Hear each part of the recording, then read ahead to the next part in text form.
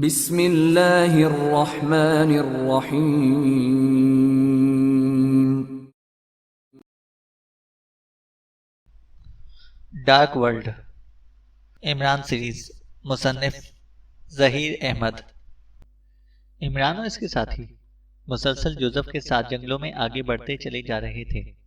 उन्हें जंगल में सफर करते हुए तीसरा दिन हो गया था। वो दिन की रोशनी में सफर करते थे और रात मुनासिब जगह देखकर वहीं पर पड़ाव डाल देते थे। इन 2 दिनों में उन्हें रास्ते में मुश्किलें और दुश्वारियां तो जरूर पेश आई थीं, मगर वो सब जोसेफ और इमरान की हिदायत पर अमल करते हुए इन मुश्किलों और दुश्वारियों से गुजरकर आए थे। इन पर जहरीली मक्खियों और जहरीली स्याह चूंटियों के साथ साथ खून आशाम चमगादड़ों ने भी हमला किए थे। उनके जिस्मों पर हार्ट ब्लॉक्स थे, इसलिए उन्हें ना ही जहरीली मक्खियां, ना जहरीली चोंटियां और ना ही खून आशाम चमगादड़ें नुकसान पहुंचा सकी थीं। जंगल के रास्ते भी बेहद दुश्वार गुजार और खतरनाक थे। बारिश की वजह से वहां दलदलें भी पानी में छुप गई थीं। उनके रास्ते में कई नदियां, कई नाले भी आए थे, लेकिन जोसेफ इन्हें अपनी निगरानी में बाहिफाजत निकाल रहा था। खड़े पानी में जोसेफ बांस की मदद से दलदलों का पता चला लेता था और जहां दलदलें होती थीं वो रास्ता बदल देता था। 1-2 मरतबा इनका सामना चंद शेरों और बदमानसों से भी हुआ था, जिन्होंने इन पर अचानक हमले करने की कोशिश की थी, लेकिन उनके पास मौजूद असलहे की मौजूदगी में शेर और बदमानस कब तक जिंदा रह सकते थे। उन्होंने शेरों और बदमानसों को वहीं मार गिराया था। जंगल में इनके खाने पीने के लिए भी कोई कमी नहीं थी।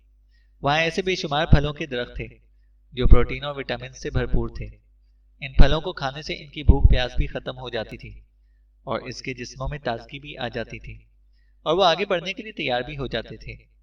जंगली दरिंदों से बचने के लिए वो रात दरख्तों पर ही गुजारते थे और रोज वो सुबह सवेरे ही फल वगैरह खाकर चल पड़ते थे। घने दरख्तों, मैदानों और पहाड़ी इलाकों से होते हुए वो एक ऐसे इलाके में आ गए थे जहां जमीन सपाट थी। वहां दरख्त तो क्या, घास फूस का एक तिनका तक उगा हुआ नहीं था। ये चटेल जमीन थी जिसकी दूसरी तरफ एक बड़ी सी नहर थी। नहर की चौड़ाई बेहद ज्यादा थी और नहर का पानी निहायत तेजी से बहता हुआ दिखाई दे रहा था। इस नहर की दूसरी तरफ एक और जंगल था, इंतहाई घना और बहुत बड़ा जंगल, जहां हर तरफ कदे आदम से बड़ी झाड़ियां और दरख्त ही दरख्त नजर आ रहे थे। जोसेफ इन्हें नहर के किनारे पर ले आया। यह है वो तारीक जंगल जिसे डार्क वर्ल्ड या तारीक दुनिया कहा जाता है। जोसेफ ने नहर की दूसरी तरफ जंगल की तरफ इशारा करते हुए कहा और वो सब चौंक कर उसकी तरफ देखने लगे। ओह, ये जंगल तो इन जंगलों से बहुत ज्यादा घना है जिन जंगलों से हम गुजर कर आए हैं, जूलिया ने कहा। हाँ, और ये जंगल दुनिया के खतरनाक तरीन जंगलों में से है। इस जंगल में तारीकी ही तारीकी है, जोसेफ ने कहा। तो क्या जिन्नात का कबीला इसी जंगल में है जो इमरान की बहन सुरैया का बच्चा लेकर गए थे? खावर ने पूछा। हाँ, वो इसी जंगल में है, जोसेफ ने कहा। लेकिन हम इस जंगल में कैसे जाएंगे? इस तरफ तो बहुत बड़ी नहर है और पानी का बहाव और दबाव बहुत ज्यादा है, चौहान ने कहा। हाँ, और यहाँ दूर नजदीक दूसरी तरफ जाने के लिए कोई पुल भी नहीं है, खावर ने इधर उधर देखते हुए कहा। फिक्र ना करो जोसेफ, अगर हमें यहाँ तक ला सकता है तो आगे जाने के लिए नहर पर हमारे लिए पुल भी बना सकता है, सफदर ने मुस्कुराते हुए कहा। जोसेफ पुल बनाएगा? मगर कैसे? तनवीर ने हैरत भरे लहजे में कहा। नहर के किनारे चंद दरख्त मौजूद हैं। अगर इन दरख्तों को नहर पर गिरा दिया जाए तो ये हमारे लिए पुलों का काम दे सकते हैं, सिद्दीकी ने कहा। ओ हाँ, वाकई ऐसा हो सकता है, तनवीर ने दरख्त देखकर इस बात में सर हिलाते हुए कहा। क्या इन दरख्तों के सिवा हमारे पास दूसरी तरफ जाने का कोई और तरीका नहीं है? जूलिया ने कहा। क्यों, दरख्तों से गुजरते हुए आपको डर लगता है क्या? खावर ने मुस्कुराकर पूछा। नहीं, डर नहीं लगता। दरख्त बड़े हैं और इनके तने भी बहुत बड़े हैं। इन दरख्तों को काटकर नहर के दूसरे किनारे पर गिराने में वक्त लगेगा और अगर ये दरख्त नहर में बह गए तो, जूलिया ने कहा। तो क्या हुआ? हम और आगे चले जाएंगे। यहाँ गिनती के 4 दरख्त हैं और आगे और भी दरख्त होंगे। ये नहर कोई छोटी नहर तो नहीं है, चौहान ने कहा। अगर जूलिया दरख्तों के पुलों पर से नहीं गुजरना चाहती तो दूसरी तरफ जाने का एक और तरीका भी है, इमरान ने कहा। और वो सब चौंक कर इसकी तरफ देखने लगे। क्या तरीका है? जूलिया ने पूछा। नहर चौड़ी तो है, लेकिन तुम चाहो तो मैं सबको उठा उठाकर दूसरी तरफ फेंक सकता हूँ। अगर तुम्हें मंजूर है तो मैं सबसे पहले तनवीर को उठाकर फेंकूंगा, इमरान ने मुस्कुराते हुए कहा। और जूलिया के साथ साथ तनवीर का भी मुंह बन गया।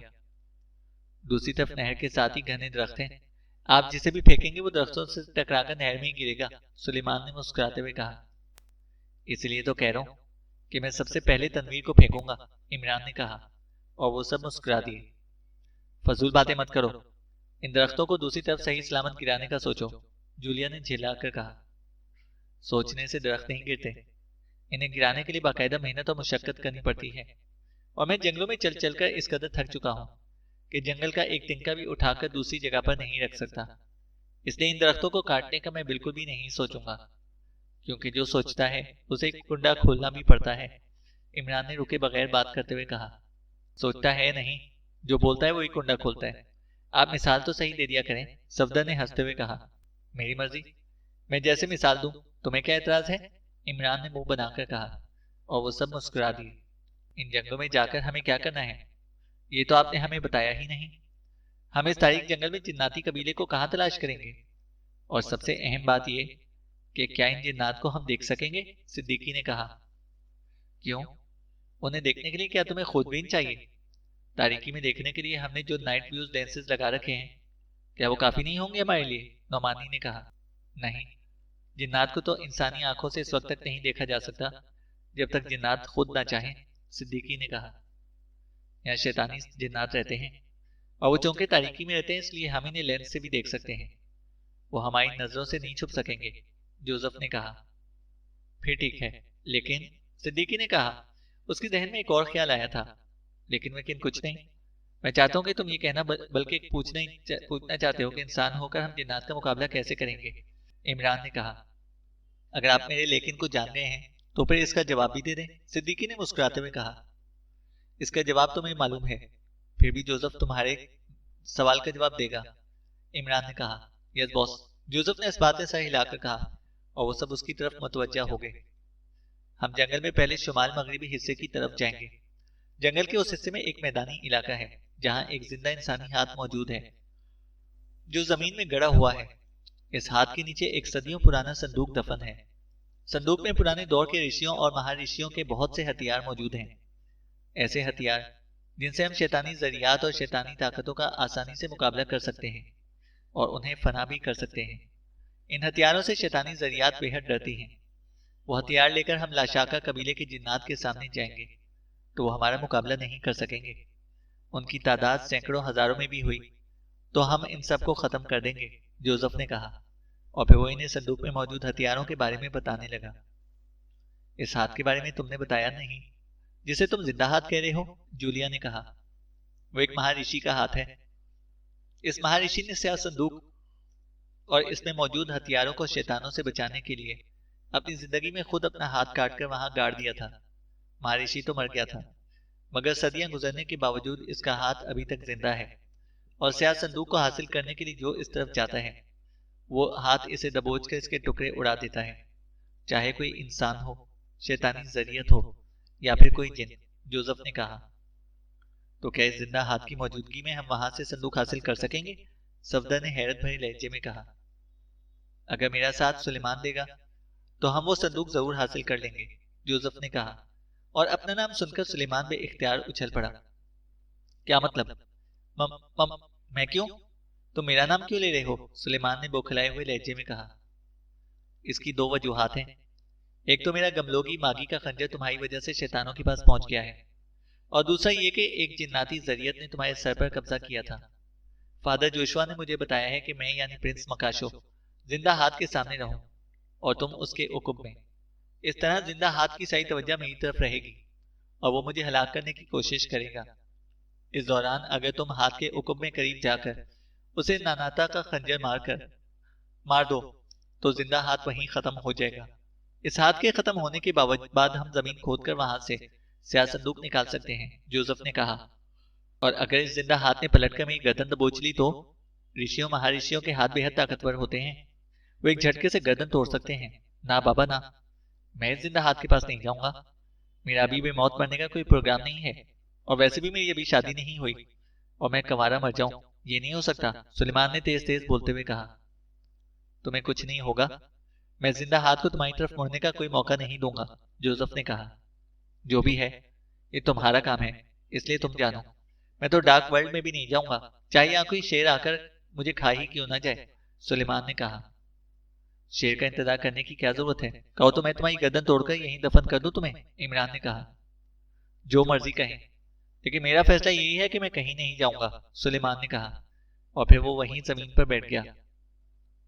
सुलेमान, क्या तुम ये चाहते हो कि सुरैया का मासूम बच्चा और इस जैसे दो और मासूम बच्चे शैतानों के हाथों हलाक हो जाएं, और शैतान जिन्नात को इतनी ताकतें मिल जाएं कि वो इस तारीक दुनिया से आजाद होकर सारी दुनिया पर अपना तसल्लुत जमा लें और नेक मुसलमानों को चुन चुनकर हलाक कर दें?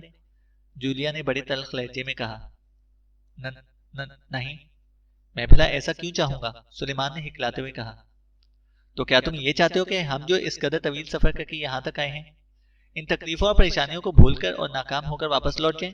सफदर ने भी सख्त लहजे में कहा। नहीं, मैं ऐसा नहीं चाहता, सुलेमान ने रूहान से लहजे में कहा।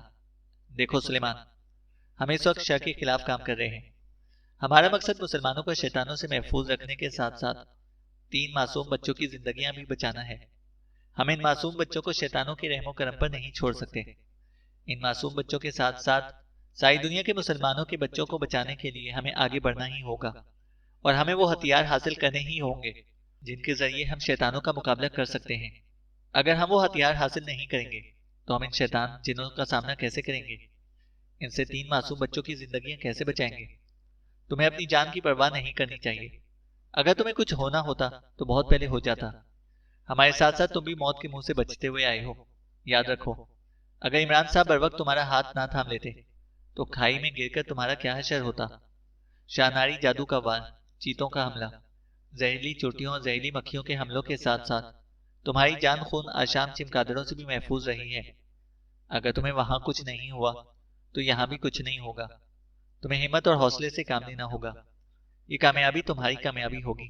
तुम्हारी कामयाबी से हम कामयाब होंगे। मुसलमान शैतानों के गंदे अजाइम से महफूज रहेंगे और 3 मासूम बच्चों की जिंदगियां बच जाएंगी, जिनमें से एक तुम्हारे साहब की बहन का बच्चा भी है। चौहान ने आगे बढ़कर सुलेमान के कांधे पर हाथ रखकर उसे समझाते हुए कहा। लेकिन मैं, सुलेमान ने कहना चाहा। एक मिनट, इसे तुम सब क्यों समझा रहे हो, इमरान ने कहा, और वो सब चौंक कर इमरान की तरफ देखने लगे। इमरान के चेहरे पर संजीदगी थी और वो बेहद गुस्से में दिखाई दे रहा था। उसे गुस्से में देखकर सुलेमान झट से खड़ा हो गया। तो तुम हमारे साथ नहीं जाओगे, इमरान ने उसे तेज नजरों से घूरते हुए कहा। नहीं जाऊंगा तो आप क्या करेंगे, सुलेमान ने हिकलाकर झिलाए हुए अंदाज में कहा। एक बार फिर सोच लो, इमरान गुर्राया। रुको इमरान, मैं इसे समझाती हूँ, जूलिया ने इमरान को गुस्से में देखकर उसके करीब आकर कहा। नहीं, अब समझने समझाने का वक्त खत्म हो गया है। पीछे हट जाओ, आज फैसला मैं करूंगा, और मेरा जो फैसला होगा वो आखिरी फैसला होगा, कतई आखिरी, इमरान ने गुर्राते हुए कहा। क्या करेंगे आप? क्या आप मुझे जान से मार देंगे? मैं शैतानों की दुनिया में नहीं जाऊंगा, नहीं जाऊंगा, सुलेमान ने भी गुस्सा दिखाते हुए कहा, और इमरान का चेहरा गुस्से से सुर्ख हो गया। उसे इस कदर गुस्से में देखकर जूलिया और बाकी सब साथी बेचैन हो गए। उन्हें इमरान का गुस्सा देखकर ऐसा लग रहा था जैसे इमरान सुलेमान के साथ यकीनन कुछ कर गुजरेगा। उसके तेवर बेहद खतरनाक थे। सुलेमान इमरान का सुर्ख होता हुआ चेहरा देखकर दाएं बाएं देख रहा था, जैसे उसे इमरान से नजरें मिलाने की हिम्मत ना हो रही हो। इधर मेरी तरफ देखो, इमरान ने खूनख्वार अंदाज में कहा। न, नहीं देखूंगा, सुलेमान ने हिकलाकर कहा। इमरान का सुर्ख होता हुआ चेहरा देखकर अब सुलेमान के चेहरे पर भी बौखलाहट नाचने लगी थी। सुलेमान, इमरान ने इस कदर जोर से धाड़ कर कहा कि वो सब बेख्तियार उछल पड़े। क्या है, बोले, सुलेमान ने इसकी तरफ देखते हुए कहा। इसीलिए मैं इमरान के चेहरे पर हिमाकतों की आबशार बहने लगी। उसने मसमसी सी सूरत बनाते हुए सुलेमान के सामने हाथ जोड़ दिए। मेरे भाई, मेरे दोस्त, मैं तुम्हारे सामने हाथ जोड़ता हूँ। इन सब के सामने मेरी इज्जत रख लो और चलो हमारे साथ। अगर तुम हमारे साथ ना गए तो वापस जाकर ये मेरी दुर्गत बना देंगे। तुम्हारी वजह से जूलिया के दिल में मेरी क्या इज्जत रह जाएगी। वो यही सोचेगी कि जिसका बावर्ची इसकी नहीं सुनता तो कोई और इसकी क्या सुनेगा, इमरान ने कहा। और इमरान को गिरगिट की तरह रंग बदलते देखकर वो सब हैरान रह गए। उनका ख्याल था कि इमरान जिस कदर गुस्से में है वो सुलेमान पर खूब गरजे और बरसेगा, लेकिन इमरान ने इसके सामने हाथ जोड़कर यूं मनाना शुरू कर दिया था जैसे सुलेमान मुलाजिम नहीं बल्कि मालिक हो। इमरान का रंग इस तरह बदलते देखकर सुलेमान के होठों पर भी मुस्कुराहट आ गई। ये तुम सुलेमान के सामने हाथ क्यों जोड़ रहे हो, जूलिया ने गुस्सीले लहजे में कहा। वो समझ गई थी कि इमरान और सुलेमान दोनों मिलकर इन सबको अहमक बना रहे थे। तो क्या करूं? अगर गुस्से में आकर इसने मुझसे अगली पिछली तनख्वाहें मांग ली तो इन जंगलों में इसे मैं लाखों करोड़ों की रकम कहां से लाकर दूंगा? इमरान ने बड़े मासूम से लहजे में कहा। और वो सब ना चाहते हुए भी हंस पड़े। इमरान जैसे इंसान को समझना वाकई उनके लिए बेहद मुश्किल था, और सुलेमान भी उसी का साथी था, इसलिए वो इसकी अदाकारी भी समझ ना सके थे। बॉस, अब मैं इन दरख्तों को दूसरी तरफ गिरा दूं? जोसेफ ने कहा, जो इतनी देर से खामोश खड़ा था। सुलेमान से पूछ लो, अगर ये इजाजत देता है तो इस दरख्त गिरा दो, और अगर ये इजाजत नहीं देता तो इसे उठाकर नहर में गिरा दो, इमरान ने कहा।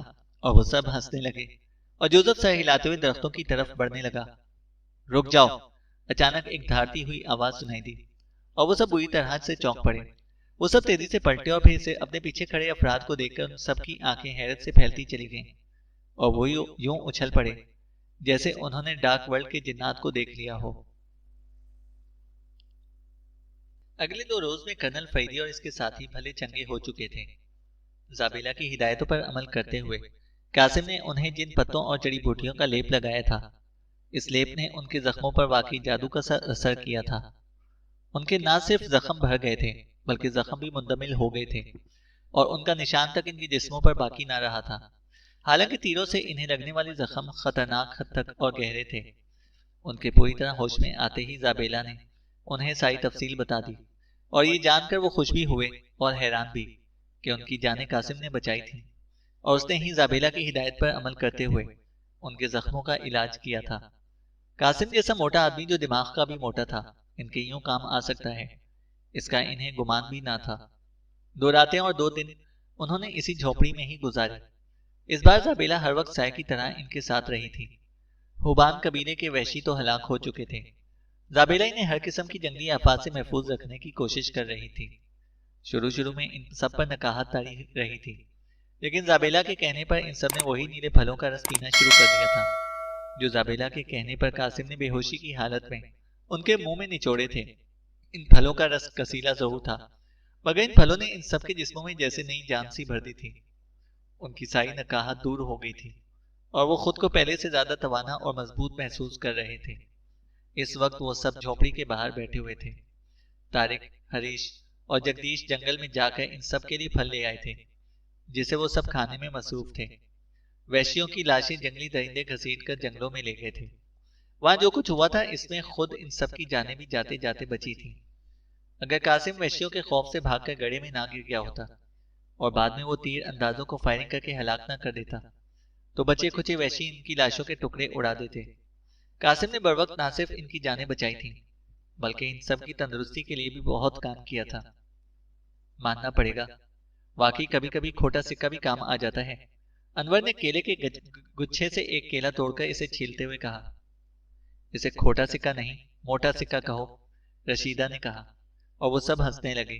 कासिम ने अपने लिए केलों का एक पूरा लोंगर रखा हुआ था, जिस पर दर्जनों केले थे। वो नदीदों की तरह केले छील छील कर खाता जा रहा था, जैसे उसे अपने इर्द गिर्द किसी की मौजूदगी का एहसास तक ना हो। कर्नल फरीदी इनसे अलग एक बड़े पत्थर पर बैठा हुआ था। वैश्यों ने इसे तीर मारने के साथ साथ इसके सर पर भी वार किया था। कर्नल फरीदी को यूं लगा था जैसे उसकी खोपड़ी किसी नारियल की तरह फट गई हो, लेकिन फलों के रस और लेप ने इसके सर के जख्म भी खत्म कर दिए थे। अब कर्नल फरीदी को ऐसा लग रहा था जैसे उसके सर पर तो क्या, जिस्म के किसी हिस्से पर मामूली सी खराश तक ना हो। जाबेला भी थोड़ी देर पहले इसके पास थी, फिर अचानक कर्नल फरीदी ने उसे बुरी तरह से चौंकते हुए देखा। उससे पहले कि कर्नल फरीदी इसे चौंकने की वजह पूछता, जाबेला अचानक दूसरी तरफ झाड़ियों और दरख्तों के पीछे चली गई।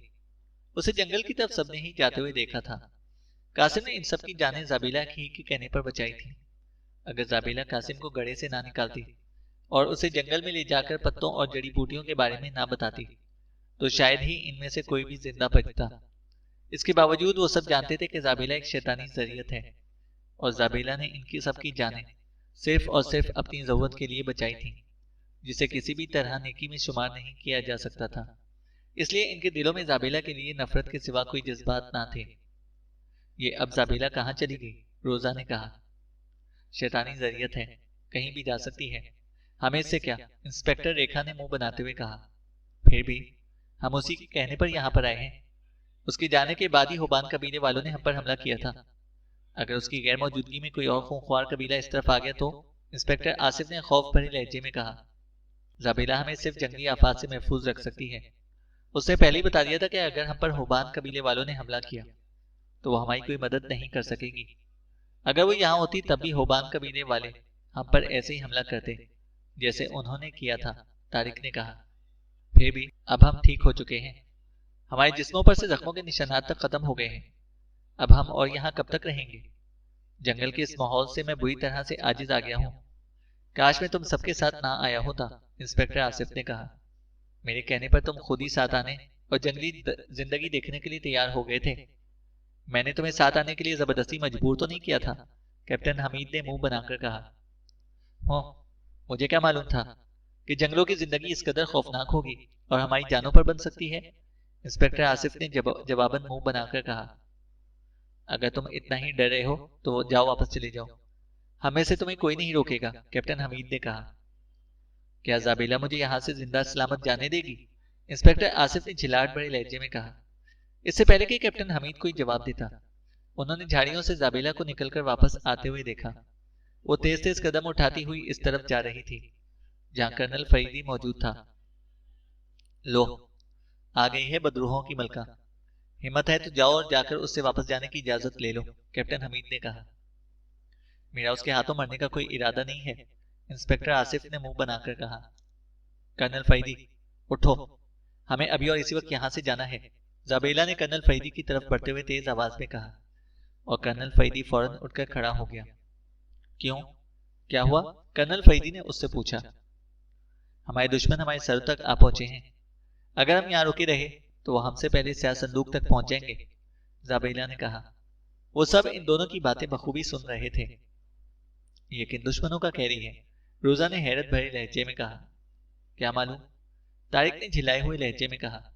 ओह, ठीक हो, हम सब तैयार हैं। चलो उठो सब, हमें अभी रवाना होना है, कर्नल फरीदी ने पहले जाबेला और फिर इसने सबसे मुखातिब होकर कहा।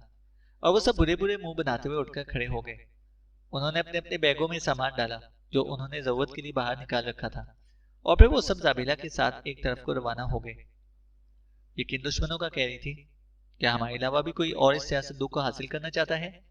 तारिक ने तेज से चलते हुए कर्नल फरीदी के नजदीक आकर कहा। हाँ, कर्नल फरीदी ने इस्बात में सर हिलाकर कहा। कौन है वो? तारिक ने पूछा। जब वो सामने आएंगे तो खुद ही देख लेना, कर्नल फरीदी ने सादा से अंदाज में कहा। ओह, क्या उनकी तादाद एक से ज्यादा है? तारिक ने पूछा। शायद, कर्नल फरीदी ने कांधे उचकाकर कहा। क्यों, तुम नहीं जानते? जाबेला ने उनके बारे में तुम्हें कुछ नहीं बताया? तारिक ने कहा। मैं उन्हें जानता हूँ, कर्नल फरीदी ने कहा। जानते हो तो बताओ, ताकि हम फेस टू फेस होने के लिए ज़हनी तौर पर तैयार रह सकें, तारिक ने कहा। मैंने कहा है ना, जब वो सामने आएंगे तो तुम्हें खुद ही इनके बारे में पता चल जाएगा, कर्नल फरीदी ने जवाब दिया और तारिक ने बेख्तियार जबड़े भेज लिए। क्या उनका ताल्लुक भी शैतान से है? तारिक ने चंद लम्हे तौकफ के बाद फिर पूछा। नहीं, वो मेरी और तुम्हारी तरह इंसान है, कर्नल फरीदी ने कहा। इन इंसानों का ताल्लुक भी तो शैतानों से हो सकता है, तारिक ने कहा। वो जाबेला और हमारे खिलाफ काम करने के लिए यहाँ पर आए हैं, कर्नल फरीदी ने कहा, और तारिक चौंक पड़ा। हमारे खिलाफ? तारिक ने हैरत भरे लहजे में कहा। हाँ, हम जाबेला और इसके आका के लिए स्याह संदूक हासिल करना चाहते हैं, और वो जाबेला और इसके आका के खिलाफ इस संदूक को हासिल करना चाहते हैं, कर्नल फरीदी ने कहा। ओह, तो उनका ताल्लुक रोशन दुनिया से है, तारिक ने समझ जाने वाले अंदाज में सर हिलाते हुए कहा। शायद, कर्नल फरीदी ने इसी तरह संजीदगी से कहा। तुम ये सब जानते हो तो फिर तुम्हें यह भी मालूम होगा कि स्याह संदूक में क्या है। शैतानी जरियत इस संदूक को हासिल करने के लिए इस कदर बेताब क्यों है? तारिक ने कहा। हाँ, मैं जानता हूँ, कर्नल फरीदी ने जवाब दिया। तो हमें बताने में क्या हर्ज है? तारिक ने मुंह बनाकर कहा। जाबेला नहीं चाहती कि इसके बारे में तुम्हें कुछ बताया जाए, कर्नल फरीदी ने कहा, और तारिक गुर्रा कर रह गया। इस शैतानी जरियत ने आखिर तुम पर ऐसा क्या जादू कर दिया है जो तुम इसके गुलाम बनकर रह गए हो? हर काम और हर बात उसी की मर्जी से करते हो, तारिक ने गुस्सीले लहजे में कहा। मैं उसका गुलाम नहीं, दोस्त हूँ, सिर्फ दोस्त, कर्नल फरीदी ने कहा। हो, दोस्त? अगर वो तुम्हारी दोस्त है तो हम कौन हैं और तुम्हारे सामने हमारी क्या हैसियत है? तारिक ने जले कटे लहजे में कहा। तुम भी दोस्त हो और ये सब भी, कर्नल फरीदी ने कहा, और तारिक एक तवील सांस लेकर रह गया। कर्नल फरीदी जाबेला के जेरे असर था। इससे बेहतर जवाब की तवक्को और क्या हो सकती थी। जाबेला इन दोनों से आगे थी। वो इनके लिए जंगल के रास्ते साफ कर रही थी। बारिश खत्म हो चुकी थी, लेकिन जंगल में हर तरफ पानी ही पानी फैला हुआ था। जंगल के कुछ हिस्से नशेबी और दलदली थे।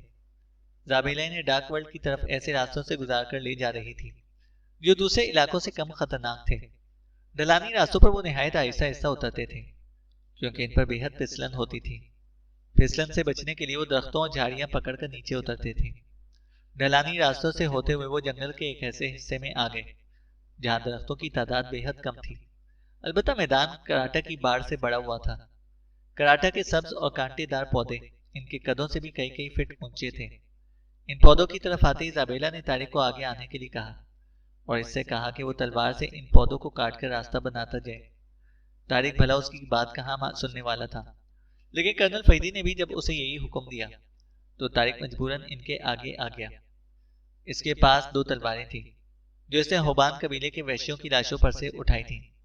उसने जगदीश को इशारा करके अपने करीब बुलाया और एक तलवार उसे थमा दी, और फिर वो दोनों तलवारों से बाढ़ काटते हुए आगे बढ़ते चले गए और बाकी सब इनके पीछे चलना शुरू हो गए। इस मैदान से निकलकर वो पहाड़ी इलाके में पहुंचे और फिर पहाड़ी रास्तों से गुजरते हुए एक बार फिर घने जंगल में दाखिल हो गए। जंगल का यह हिस्सा बेहद तवील था। जाबेला इन्हें दरख्तों के दरमियान से गुजरती हुई लेकर जा रही थी। उसने कर्नल फरीदी को बताया था कि जंगल के इस हिस्से में चंद जिंदा दरख्त भी मौजूद हैं जो न सिर्फ हरकत करते हैं बल्कि उनकी लंबी और कांटों भरी शाखें करीब से गुजरने वाले जानदारों को फौरन दबोच लेती हैं, और फिर वो जानदार चाहे इंसान हो या कोई जानवर इस वक्त तक इन शाखों से आजाद नहीं होता जब तक कि दरख्त के जरिए इसका सारा खून ना चूस लेता और वो जानदार हलाक ना हो जाता। जाबेला के कहने के मुताबिक जिंदा दरख्त देखने में आम दरख्तों जैसे ही दिखाई देते थे और शिकार को आते देखकर वो आम दरख्तों की तरह साकित हो जाते थे ताकि किसी को इनके जिंदा होने का इल्म ना हो सके और अनजाने में शिकार चलता हुआ इस दरख्त के करीब आ जाए। जाबेला ने कर्नल फरीदी को यह भी बता दिया था कि साहिरा होने के बावजूद वो भी इन जिंदा दरख्तों की कोई पहचान नहीं रखती। कर्नल फरीदी ने इन जिंदा दरख्तों के बारे में तारिक और बाकी सबको बताया तो वो परेशान हो गए और इर्द गिर्द मौजूद दरख्तों को खौफजदा नजरों से देखने लगे, और जैसे ही इन्हें किसी दरख्त की शाखें हिलती हुई दिखाई देती वो उछलकर इससे दूर हट जाते। तारिक साहब, आपकी जिंदगी तो ऐसे ही खतरनाक और पुरस्कार जंगलों में गुजरी है कि आप भी इन जिंदा दरख्तों की पहचान नहीं सकते? रशीदा ने चलते हुए तारिक से मुखातिब होकर कहा। जिंदा दरख्तों के बारे में सुना तो मैंने भी बहुत है, लेकिन मैंने आज तक ऐसा कोई दरख्त देखा नहीं जिसकी शाखें जानदारों को दबोच के इनका खून चूस लेती हों। जब मैंने इन दरख्तों को देखा ही नहीं तो इनकी पहचान क्या है ये मैं कैसे बता सकता हूँ? तारिक ने कहा। अगर आपने इन जिंदा दरख्तों के बारे में सुना भी है तभी आपको ये तो पता होना चाहिए कि इस दरख्त की हियत कैसी होती है और वो किस तरह हरकत करते हैं। इंस्पेक्टर रेखा ने कहा। इन दरख्तों के बारे में मैं इतना जानता हूँ कि उनकी शाखें बेलों की तरह बेहद लंबी और नरम होती हैं और उनमें छोटे छोटे कांटे होते हैं, जबकि देखने में वो दरख्त भी आम दरख्तों जैसा ही होता है। तारिक ने कहा। ओह, तब तो हमें बेलों जैसी शाखों वाले दरख्तों से दूर ही रहना चाहिए। इंस्पेक्टर आसिफ ने फौरन कहा। किस किस दरख्त से दूर रहोगे तुम? यहाँ तरफ दरख्त ही दरख्त है। तकरीबन तमाम दरख्तों की शाखें लंबी, बेलों जैसी और कांटेदार दिखाई दे रही हैं। इनमें से कौन सा दरख्त जिंदा है इसका अंदाजा नहीं लगाया जा सकता। तारिक ने कहा। ये तो शैतानी जरियत का काम है कि ये हमें ऐसे खतरनाक दरख्तों से बचाए। हम इसी के लिए तो आगे जा रहे हैं। इंस्पेक्टर आसिफ ने गुस्सीले लहजे में कहा। वो अपने तौर पर ख्याल तो रख तो रही है, लेकिन ऐसे दरख्तों के बारे में वो भी कुछ नहीं जानती। अगर हम इन दरख्तों से बचकर निकल गए तो ठीक है, वरना हमारी किस्मत। रोजा ने कहा। तुम तो ऐसे कह रही हो जैसे तुम्हारे दिल में शैतानी जरियत के लिए हमदर्दी का जज्बा जाग गया हो। कैप्टन हमीद ने उसे घूरते हुए कहा। इसमें हमदर्दी वाली कौन सी बात की है मैंने? रोजा ने हैरत भरे लहजे में कहा। मेरी समझ में नहीं आ रहा कि हम इस शैतानी जरियत के कहने पर क्यों अमल कर रहे हैं। रोजा ने बुरी तरह से सर को झटकते हुए कहा। हम मजबूर हैं, इंस्पेक्टर रेखा ने कहा। हो, क्या हमारी मजबूरी है कि अगर हम इसका काम नहीं करेंगे तो ये हमें हलाक कर देगी? लेकिन तुम सब ये क्यों नहीं सोच रहे कि हम शैतानों के शैतानकारियों में इनका साथ देने को जा रहे हैं? रोजा ने कहा। हाँ, ये तो है, लेकिन हम कर भी क्या सकते हैं? हमें कर्नल फरीदी ने अपने साथ बांध रखा है, अनवर ने कहा। कर्नल फरीदी को तो इस शैतानी जरियत ने अपने बस में किया हुआ है। वो तो वही करेंगे जो ये कहेगी, रोजा ने कहा। तो तुम क्या चाहती हो? क्या हम कर्नल फरीदी का साथ छोड़ दें? अगर हमने ऐसा किया तो ये जरियत हमें यहाँ से जिंदा नहीं जाने देगी। तुमने इन साथियों का हश्र नहीं देखा था, जिन्हें इसने उंगलियों के महज इशारों से उठा उठाकर पटकते हुए हलाक कर दिया था? कैप्टन हमीद ने कहा। फिर मतलब तो यही हुआ ना, क्या मौत के खौफ से इसका साथ देने के लिए तैयार हो गए हैं? शैतानी कामों में इसका हिस्सा बनने के लिए इसके साथ जा रहे हैं? रोजा ने मुंह बनाते हुए कहा। हमें मौत का कोई खौफ नहीं है, लेकिन कर्नल फरीदी जो कुछ कर रहा है इसमें शायद कोई राज पोशीदा हो। यह भी तो मुमकिन है कि कर्नल फरीदी तेल देख रहा हो और तेल की धार देख रहा हो, हरीश ने कर्नल फरीदी के हक में बोलते हुए कहा। कैसा तेल और कैसी तेल की धार? तुमने कर्नल फरीदी का बदला हुआ अंदाज और इसके सख्त लहजे पर गौर नहीं किया? वो पूरी तरह से इस बदरू का असीर हो चुका है, इंस्पेक्टर आसिफ ने जले कटे लहजे में कहा। इस सिलसिले में तारिक साहब भी कुछ नहीं कह रहे, रशीदा ने कहा। मैं क्या कर सकता हूँ? मैं भी कर्नल फरीदी की वजह से खामोश हूँ। पता नहीं उसके जहन में क्या है, तारिक ने कहा। क्या हम किसी तरह इस बदरू से अपनी जान नहीं बचा सकते? रशीदा ने कहा। बज़ाहिर ये नामुमकिन नजर आता है, मगर कुछ ना कुछ तो करना ही होगा। मेरा दिल भी शैतान की मावनत के लिए बांध नहीं रहा, तारिक ने कहा। हमारा भी यही हाल है, हम जबरदस्ती ही इसके साथ जा रहे हैं, रोजा ने कहा। मैंने इस पर फायरिंग की थी, लेकिन गोलियों का इस पर कोई भी असर नहीं हुआ, जिसका वाज़ेह मतलब है कि हम इसे कम से कम असलहे से हलाक नहीं कर सकते, कैप्टन हमीद ने कहा। ऐसी रजील बदरूहों पर किसी असलहे का असर नहीं होता, तारिक ने मुंह बनाकर कहा। आग का भी असर नहीं होगा इस पर? रोजा ने पूछा, और वो सब चौंक पड़े। आग? क्या मतलब? तारिक ने उसकी तरफ गौर से देखते हुए कहा। मैं शैतानी जरियात के बारे में तो ज्यादा नहीं जानती, लेकिन मैंने चंद किताबों में पढ़ा कि शैतानी बदरूहें और भूत प्रेत आग से बेहद डरते हैं। जहां आग होती है ये वहां से दूर ही रहते हैं, रोजा ने जवाब देते हुए कहा। मुझे नहीं लगता कि इस पर आग भी असर करेगी, तारिक ने कहा। ऐसा क्यों कह रहे हैं आप? रोजा ने हैरत भरे लहजे में कहा। मुझे याद आ रहा है, जब कबीले के पुजारियों ने मुझे इन सागंदियों के बारे में बताया था, उन्होंने ये भी कहा था कि ऐसी बदरूहों पर आग, पानी, तीर तलवार और जदीद से जदीद हथियार भी असर नहीं करता। यह हर लिहाज से नाकाबिल तस्खीर होती है, तारिक ने कहा। तो आपको इन पुजारियों ने इन सागंदियों को काबू में करने और फना करने का कोई तरीका नहीं बताया था? कैप्टन हमीद ने पूछा। बताया था, तारिक ने कहा, और वो सब चौंक कर इसकी शक्ल देखने लगे। बताया था? तो आप अब तक खामोश क्यों हैं? आपने इसके खिलाफ कुछ किया क्यों नहीं? रोजा ने हैरत और गुस्सीले लहजे में कहा। मैं वक्त का इंतजार कर रहा हूँ, तारिक ने कहा। किस वक्त का इंतजार कर रहे हैं आप?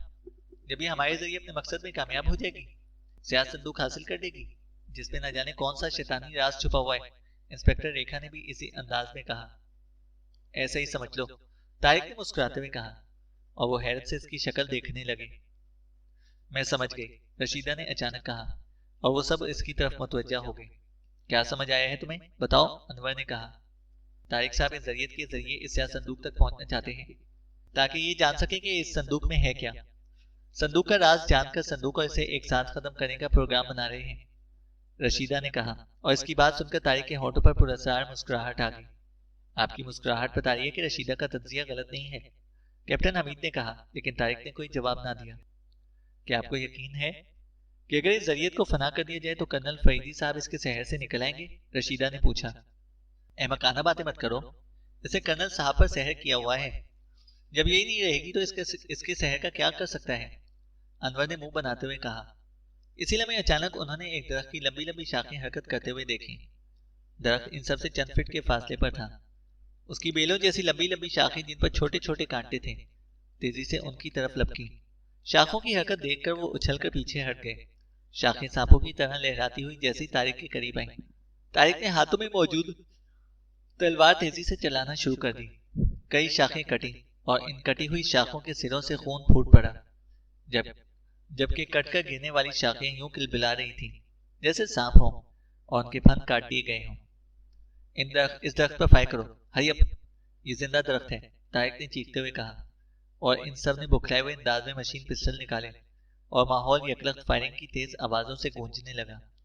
गोलियां तड़ातड़ दरख्त पर पड़ रही थीं और तने में होने वाले सुराखों से खून फवारों की तरह उछलने लगा था, जैसे इस दरख्त में खून ही खून भरा हुआ हो। दरख्त की सारी शाखें हरकत में आ गईं। इनमें से कई शाखें इन पर झपटी, लेकिन तारिक उछल उछल कर इन शाखों पर वार करने लगा। ये देखकर जगदीश भी आगे आया और उसने भी करीब आने वाली शाखों को काटना शुरू कर दिया। दूसरी तलवार उसी के पास थी। कर्नल फैदी और जाबेला आगे थे। फायरिंग की आवाज सुनकर वो दोनों तेजी से मुड़े और फिर जाबेला और कर्नल फैदी दौड़ते हुए इस तरफ को आ गए। पीछे हटो, हटो पीछे, जल्दी, जाबेला ने चीखते हुए कहा और वो सब तेजी से पीछे हटते चले गए। जाबेला निहायत गजबनाक नजरों से दरख्त को घूर रही थी। इसी लम्हे दरख्त के ऊपर वाले हिस्से से लंबी शाखें निकलकर उसकी तरफ बढ़ी। जाबेला ने फौरन दोनों हाथ उठाए और पंजे खोलकर दरख्त की तरफ कर दिए। उसे दोनों हाथ एक साथ झटके। इसके दोनों हाथों से सुर्ख लहरें सी निकलकर दरख्त पर पड़ी। जैसे ही सुर्ख लहरें दरख्त के तने पर पड़ी, माहौल अचानक ऐसी आवाजों से गूंज उठा जैसे कोई बहुत बड़ा अजदहा चिंगाड़े मार रहा हो। और फिर उन्होंने दरख्त की तमाम शाखों को बेजान होकर लटकते हुए देखा। तुम सब ठीक हो? जाबेला ने उनकी तरफ मुड़ते हुए पूछा। हाँ, हम सब ठीक हैं, तारिक ने इस बात में सर हिलाकर कहा। किसी को दरख्त की शाखों का कोई कांटा तो नहीं लगा? अगर लगाए तो बता दो, इस दरख्त के कांटे जहरीले होते हैं। अगर जहर का असर हो गया तो उस शख्स का बचना मुश्किल हो जाएगा।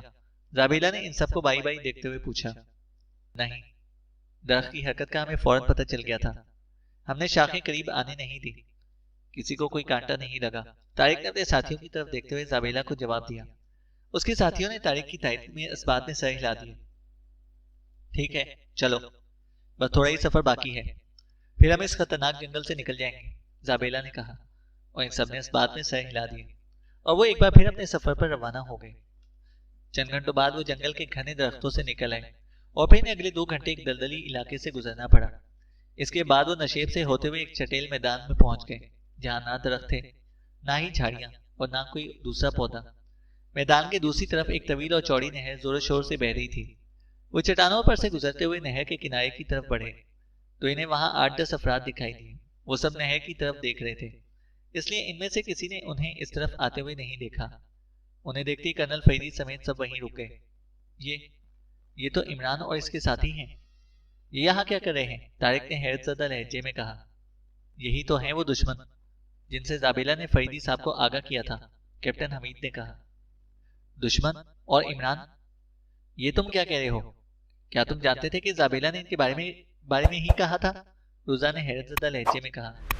हाँ, फरीदी साहब ने शुरू में ही इनके बारे में मुझे बता दिया था कि किसी मरहले पर हमारे इनसे टकराव मुमकिन हो सकता है, कैप्टन हमीद ने कहा। ओह, तुमने ये बात हमें पहले क्यों ना बताई? अनवर भी उसी अंदाज में बोला। क्या जरूरत थी बताने की? कैप्टन हमीद ने मुंह बनाते हुए कहा। जब ये सामने आते तो सबको पता चल ही जाना था, कैप्टन हमीद बोला। ये क्या बात हुई? तारिक ने मुंह बनाकर कहा। पानी के तेज शोर में इमरान और इसके साथियों तक इनकी आवाजें नहीं पहुंच रही थी, क्योंकि अभी तक उनमें से कोई भी मुड़ा नहीं था। कर्नल फैदी, इन्हें शायद संदूक तक नहीं पहुंचना चाहिए, जाबेला ने कर्नल फैदी से मुखातिब होकर गुर्राहट भरी लहजे में कहा। नहीं पहुंचेंगे, कर्नल फैदी ने जवाब दिया। तुम सभी कान खोलकर सुन लो, अगर इनमें से कोई भी जिंदा बचा तो तुम में से कोई जिंदा नहीं बचेगा, जाबेला ने इन सब की तरफ खूंखार नजरों से देखते हुए कहा। इसी लम्हे उन्होंने इमरान के स्यापाम साथी को बड़ा खंजर लिए नहर के किनारे पर मौजूद दरख्तों की तरफ बढ़ते हुए देखा। उसे दरख्तों की तरफ जाते देखकर कर्नल फैदी तेजी से आगे बढ़ा। रुक जाओ, कर्नल फैदी ने चीखते हुए कहा, और उसकी आवाज सुनकर ना सिर्फ जोसेफ बल्कि इमरान और इसके साथी भी बुरी तरह से चौंक पड़े थे। वो तेजी से मुड़े और फिर इनकी नजरें जैसी कर्नल फैदी और इसके साथियों पर पड़ी, वो बेख्तियार उछल पड़े और उनकी आंखें हैरत से फैलती चली गई। पीरो मुर्शद, आप यहाँ, और वो भी अपने लाओ लश्कर के साथ? या हैरत, ये सचमुच आप हैं या हम सब एक दूसरे को अपने अपने ख्वाबों में देख रहे हैं? इमरान ने हैरत भरे लहजे में कहा और अपनी आंखें यूं मलने लगा जैसे इसे कर्नल फैदी को देखकर अपनी आंखों पर यकीन ना आ रहा हो। और फिर वो तेजी से कर्नल फैदी की तरफ आया और उसे सर से पांव तक देखने लगा, जैसे कसाई बकरे को सर से पांव तक देखता है। सीधे खड़े हो जाओ इमरान, कर्नल फैदी ने गुर्रा कर कहा। सीधे होकर? अरे, आपके लिए तो मैं सीधा क्या, अटेंशन भी हो सकता हूँ। बहरहाल, अस्सलाम वालेकुम, सुनाए क्या हाल चाल हैं आपके और आपकी बीवी बच्चे? अरे, मैं भूल ही गया था, बीवी बच्चों के मामले में तो आप मेरी सफ में, बल्कि मेरी किश्ती में ही सवार हैं, जो ना तैरकर किसी किनारे पर लगती है और ना ही डूबती है, इमरान ने चहकते हुए कहा और मुसाफिर के लिए कर्नल फैदी की तरफ हाथ बढ़ा दिया। लेकिन कर्नल फैदी ने उससे हाथ ना मिलाया। मैं तुमसे यहाँ हाथ मिलाने के लिए नहीं आया हूँ, कर्नल फैदी ने सर्द लहजे में कहा। तो गले मिल लेते हैं, ये कौन सी मुश्किल बात है, इमरान ने कहा और फौरन कर्नल फरीदी के गले लग गया। हटो, पीछे हटो अहमक कहीं के, कर्नल फरीदी ने इसे खुद से अलग करके पीछे धकेलते हुए कहा और इमरान हैरत भरी नजरों से इस तरफ देखने लगा। कर्नल फरीदी का चेहरा गुस्से से बिगड़ा हुआ था और उसकी आंखों में सुर्खी तैर रही थी। बड़े गुस्से में नजर आ रहे हैं पीरू मुर्शद, आप मुझे पहचानते भी हैं या नहीं? अगर जंगल में आकर आपकी आंखों में ककरे पड़ गए हैं तो कोई बात नहीं, मैं खुद ही आपको अपना तारुफ करा देता हूँ। मन के मुसम्मी Ali Imran, MSc DSc Oxon, आपका ताबेदार, फरमाबरदार, गमगुसार, दिलदार मुरीद, इमरान ने सीने पर हाथ रखकर कदे झुकते हुए कहा और फिर इमरान की नजरें कैप्टन हमीद, तारिक और कासिम समेत सबकी तरफ गई। आहा, जनाब कप्तान साहब भी मौजूद हैं, खाला जान, तारिक साहब के साथ रोजा, रेखा और हरीश भी हैं। वाह वाह, लगता है आप अपने साथियों के साथ यहाँ पिकनिक मनाने के लिए आए हैं भाई। मुझे तो आप सबको यहाँ देखकर बेहद खुशी हो रही है। वो क्या कहते हैं ना, खूब गुजरेगी जब मिल बैठेंगे दीवाने दो। बल्कि यहाँ दीवानों की कमी नहीं है, मेरे साथी और आपके साथी भी इसी जमरे में आते हैं, इमरान ने कहा। मैं यहाँ पिकनिक मनाने के लिए नहीं आया, कर्नल फरीदी ने गुस्सीले लहजे में कहा। तो क्या यहाँ शादीवादी के लिए आए हैं? फिर मिली कोई ब्लैक ब्यूटी? इमरान ने मुस्कुराकर कहा।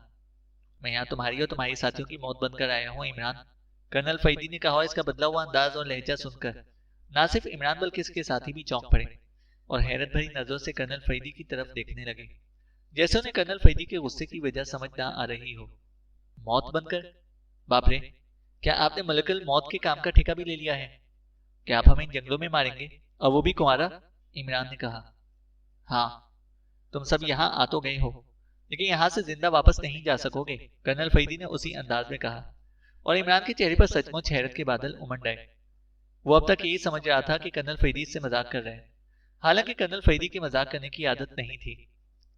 मुझसे क्या गुस्ताखी, कौन सी गलती सरजद हो गई है पीरो मुर्शद, जो आप मुझे और मेरे साथियों को हलाक करना चाहते हैं? इमरान ने मसमसी सी सूरत बनाकर कहा। इसी लम्हे जोसेफ तेजी से इमरान की तरफ बढ़ा, जिसकी नजरें काफी देर से जाबेला पर गड़ी हुई थी। बॉस, एक मिनट मेरी बात सुनो, जोसेफ ने इमरान से मुखातिब होकर कहा। इमरान ने इसकी तरफ देखा तो वो आगे आया और इमरान के कान में कुछ कहने लगा। उसकी बात सुनते हुए इमरान की आंखें हैरत से फैलती चली जा रही थी। वो मुसलसल कर्नल फरीदी की तरफ देख रहा था, फिर उसकी नजरें घूमकर जाबेला की तरफ गईं और उसे जाबेला के होंठों पर इंतहाई जहरीली और खौफनाक मुस्कुराहट दिखाई दी। ओह, तो ये बात है, जोसेफ की बात सुनकर इमरान ने एक तवील सांस लेते हुए कहा। यस बॉस, जोसेफ ने इस बात में सर हिलाकर कहा। ठीक है, तुम पीछे जाओ, इमरान ने कहा और जोसेफ सर हिलाता हुआ पीछे हट गया। तो जनाब पीरो मुर्शद, मोहतरम दी ग्रेट कर्नल फरीदी साहब, आप अपने लश्कर के साथ यहाँ मुझे और मेरे साथियों को हलाक करने के लिए आए हैं, इमरान ने तंजिया लहजे में कहा। हाँ, कर्नल फरीदी ने इसी अंदाज में कहा। कर्नल फरीदी, सोच क्या रहे हो, आगे बढ़ो, खत्म कर दो इसे, ये तुम्हारा दुश्मन नंबर 1 है, जाबेला ने चीखते हुए कहा और कर्नल फरीदी ने फौरन पहलू में उड़ता हुआ मशीन पिस्टल निकाल लिया। इसीलिए में वहां धमाका हुआ और वहां अचानक वहां जाबेला की हमशक्ल हाबेला नमूदार हो गई। उसे नमूदार होते देखकर वो सब चौंक पड़े। चैनल को सब्सक्राइब करें और बेल आइकन को प्रेस करें ताकि हमारी हर अपडेट आपको बर वक्त मिल सके।